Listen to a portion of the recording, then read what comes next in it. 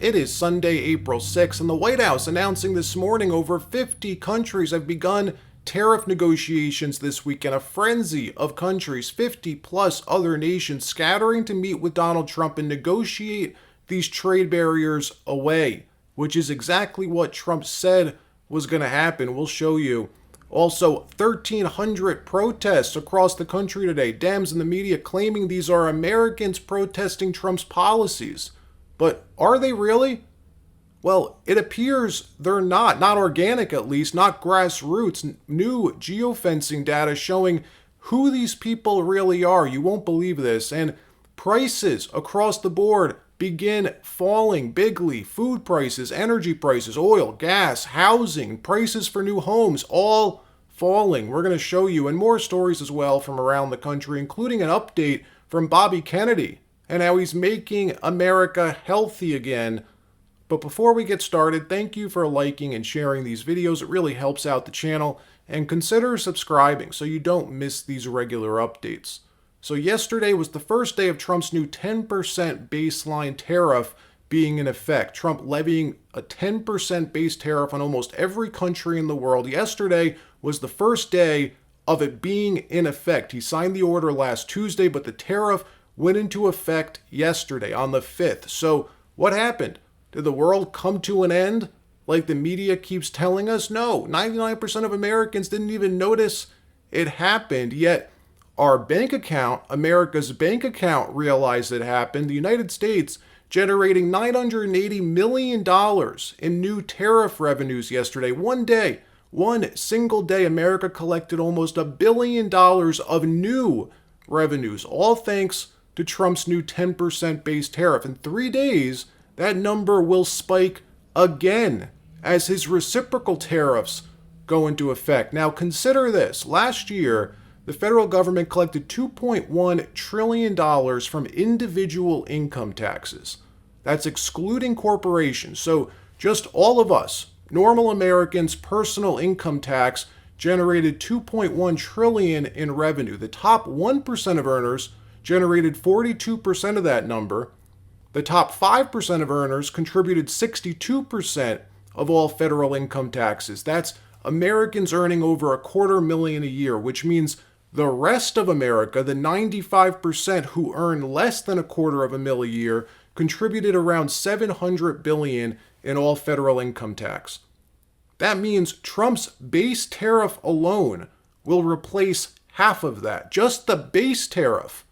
Well, in 3 days, when the reciprocal tariffs go into effect, that number is expected to double. Estimates putting total tariff revenues coming in around $600 billion a year, which means Trump's new tariff revenue has just replaced the need for income taxes on the middle class. Middle class, no tax. No tax for the middle class.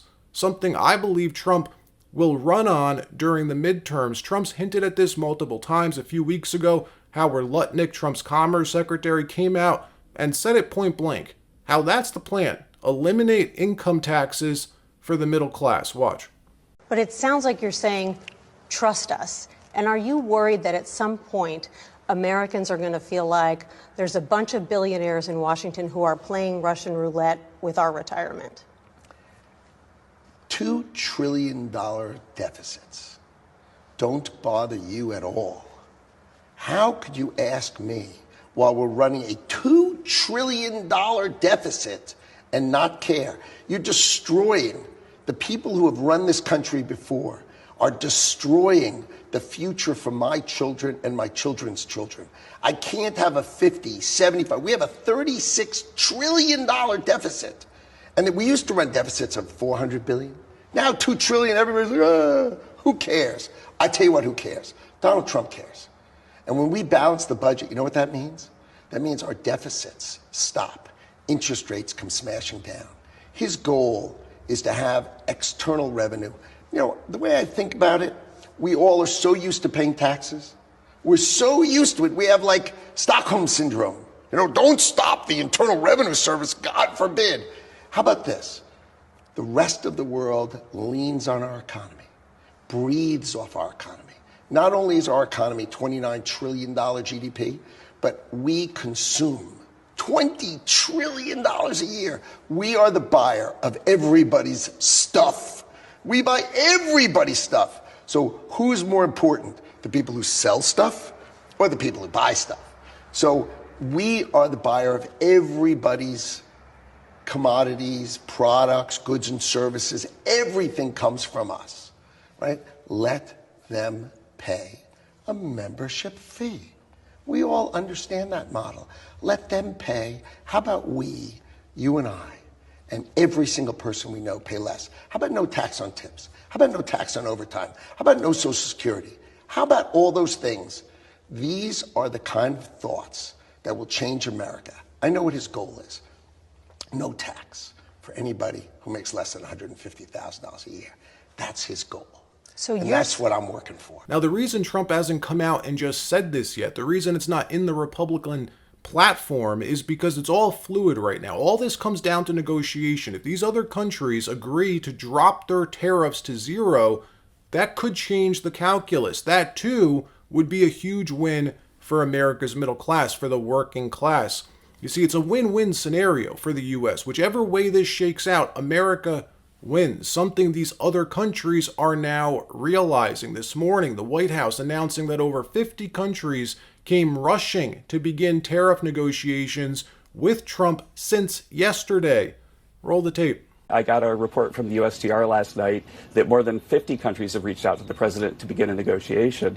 But they're doing that because they understand that they bear a lot of the tariff. And so I don't think that you're going to see a big effect on the consumer in the U.S. because I do think that the reason why we have a persistent long-run trade deficit is these people have very inelastic supply. They've been dumping goods into the country in order to create jobs, say, in China. Israel's Prime Minister Benjamin Netanyahu agreeing to remove all tariffs against the United States, posting this message on X. Today, we canceled all of the customs duties levied on products from the United States, Israel's largest trading partner. This current effort will allow us to further strengthen the alliance and ties between Israel and the U.S. We will continue to work to reduce barriers and customs and bolster our special relationship with the United States. Netanyahu is saying the U.S. is Israel's largest trading partner. That's the key to this. The U.S. is the largest importing nation on the planet. There's not even a second or a close second. That's what Trump has known, figured out decades ago. There's no chance any country can live without America's markets. Now we learn Vietnam and Taiwan have capitulated, offering to remove all U.S. tariffs and increase investment in the United States. Trump posting Friday that he had a very productive call with the head of the Vietnamese Communist Party, who offered to cut their U.S. tariffs to zero. Lam requesting that the U.S. not apply any additional tariffs for at least 45 days after April 9th.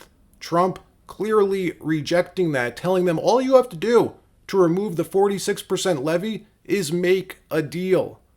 Then we learned this morning, Taiwan's president, Sunday morning, offered to remove all U.S. tariffs, bring them to zero, and agreed to no retaliation as his first step in negotiations with the United States. This is exactly what Trump said would happen.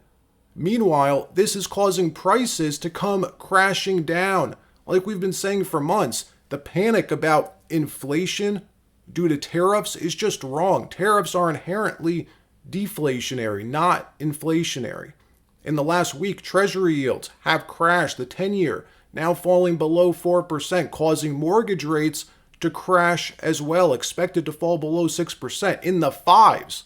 Over the next few weeks, expect mortgage rates in the fives, grocery prices falling, egg prices crashing, energy crashing. Look at crude futures, down 20% since Trump's inauguration, gas prices crashing. All of these price adjustments just now beginning to be noticed. Look, the president has secured the border. Border crossings are down 95%.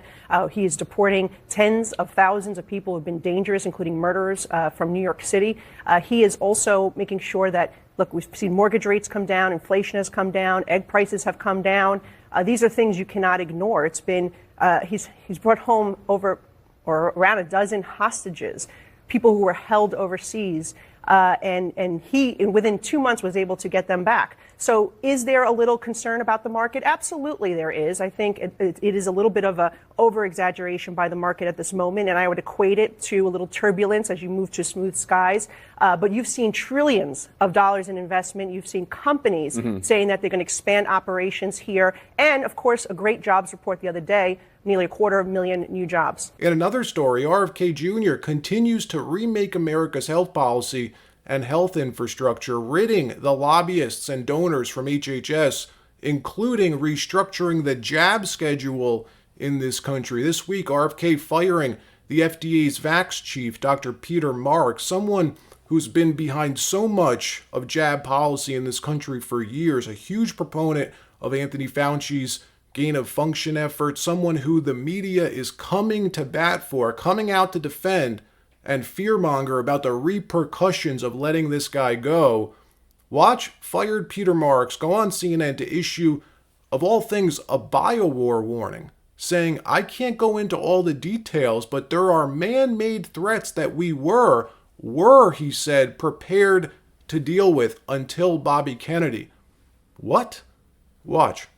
Also leave behind a group now gutted that was ready to respond to natural and man-made threats. Yep. At any given time, there are many, many viruses that could come, things like Ebola and others that could be very dangerous to our country. We had a group that was prepared to deal with those. Additionally, I can't go into all the details, but there are man-made threats that we were prepared to deal with. Having that capacity means that today I believe we are weaker as a nation, and I believe our adversaries know that we are weaker as a nation because we don't have that capacity. And RFK's stewardship of HHS is just beginning. From what I understand, there's a ton happening over there at the largest of all federal agencies, but due to all the moves Trump keeps making, we barely hear about it. He has the media spread so thin, covering everything from tariffs to the border to these like activist judges and everything else. But Bobby Kennedy is fighting the battle, fighting the good fight inside HHS right now. Big Pharma doing everything they can to prevent the mass change Trump's trying to make to deliver his Maha agenda. On Friday, RFK's right-hand man, Callie Means, was interviewed at this Politico event. The audience packed with these anti-Maha lobbyists. Watch as they all gang up on him, Politico and the audience, thinking they can bully him into capitulation. Watch how well that goes for them. Roll the tape. Well, right now, it seems like the first priority has actually been to make a lot of cuts. This week, there's news of massive cuts to HHS. At this point, about a quarter of HHS's 82,000 employees have left or are expected to be terminated. So just some of the changes here. You've laid off big chunks of offices in charge of vaccine and drug research, HIV/AIDS research, AI, funding for services for the elderly and low-income people, STD prevention, rural health, with very little lead time. Right. What do you say to people in the public who are concerned now about drug safety, about whether we're prepared for the next pandemic when these cuts have happened so hard, so fast? Yeah, I'd say to the reporters in the room and the lobbyists in the room, I mean, obviously make your case, but I'd truly ask for, as you're making it, a little bit of humility about what the voters were trying to say by putting Bobby Kennedy Jr. in this position of power. I would a little bit of humility to ask why Bobby Kennedy, along with President Trump, are the two most popular political figures in America by far. What the voters were trying to say, and I think they were right, is that the system is really on the wrong track. That the existing health authorities, just demonstrably, the NIH oversaw, and this is just consensus at this point, the literal creation of a pandemic. The NIH, whose goal is to promote American health, has overseen a devastation, just an abject devastation in American health over the past 20 years, with disease rates skyrocketing in America, leading the world of almost every single chronic disease, with rates of nearly every single chronic disease being at an all-time high among kids. There's been very little innovation with small pharma, with innovative therapeutics at the FDA. It costs $1 billion to get through the process. CMS is an agency that's much larger budget than Defense Department that's controlled by the American Medical Association, which is a pharmaceutical lobbying group and is almost predominantly sick care. So there's real problems. And when you turn on CNBC, it's just a nonstop. It's a nonstop infomercial for pharma. It's a Sky Rizzi commercial followed by Scott Gottlieb saying how Bobby's killing people, followed by a breathless coverage of the measles outbreak and no mention of the mental health crisis. How does cutting a bunch of HHS solve that problem? It is insane. It is insane for you to insinuate that the thing standing between us and better health is more government bureaucrats. Like that's demonstrably That's not what I'm insinuating. That is what everyone's saying. It is absolutely insane to insinuate that it's some crime. It's not all bureaucrats. It's a lot of scientists. It's researchers. It's people who are making sure that those scientists fundamentally have overseen, just demonstrably, a record of utter failure. It would be insane. Is that funny? Is that not true? I'd love to hear how, so what metrics would you guys point to for how the scientific community, how the 4 times more per capita on healthcare spending that we spend in America versus other countries has produced innovation?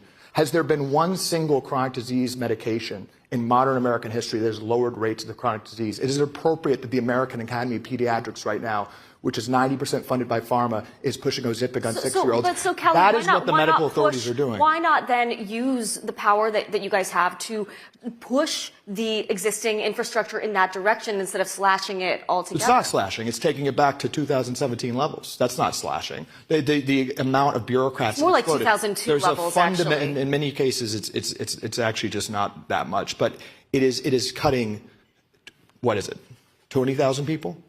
It's taking it back to, it's taking the HHS back to 68,000 employees.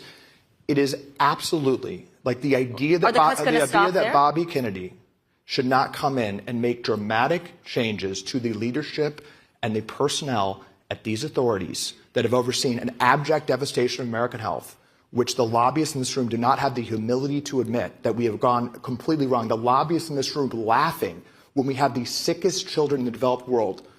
If that is your attitude, and your attitude is to tell the Maha moms that their votes and their voice is not legitimate, that we need dramatic changes to American healthcare, if you think it is illegitimate for Bobby Kennedy to not make big changes to people like Peter Marks, who once again and again went against FDA advisory opinions, who fired the 2 top vaccine makers, the 2 top vaccine scientists at the FDA for suggesting that we shouldn't mandate COVID shots for soldiers, who continually went against expert opinion in favor of the pharmaceutical industry, who many people here were collaborating with him with. The fact that somebody like that can't be fired and he can't install tremendous people like Marty McCary and Jay Bhattacharya and Dr. Oz to start reforming these agencies and put in their people, of course he should do that. That's what people voted for. All right, that wraps up this episode. Like, subscribe. We'll see you next time.